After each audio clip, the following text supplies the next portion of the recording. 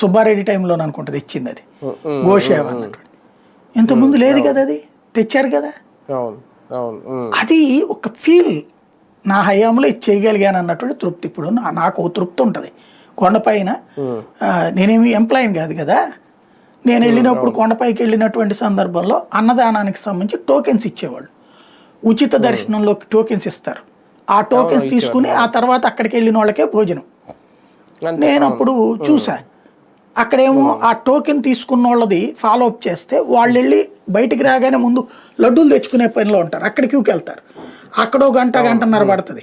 అవన్నీ వచ్చేటప్పటికి ఇక్కడ టైమింగ్ అయిపోతుంది, భోజనాలు ఉండదు, వీళ్ళకి బయటే తినాలి. ఈలోపు అక్కడ స్టాఫ్కో దేనికో అవుతుంది.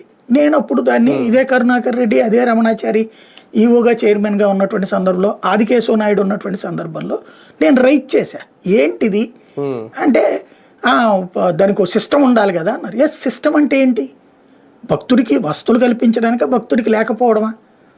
అసలు నాకు తెలియక అడుగుతాను, టోకెన్ ఎందుకు పెట్టారంటే ఓ లెక్క ఉండాలి కదా. అదే లెక్క ఎందుకు? కొండపైన అనేదానికి లెక్క ఎందుకు? దర్శనం చేసుకున్నోడికి భోజనం పెట్టాలని ఎవరు చెప్పారు? భగవంతుడు చెప్పాడా?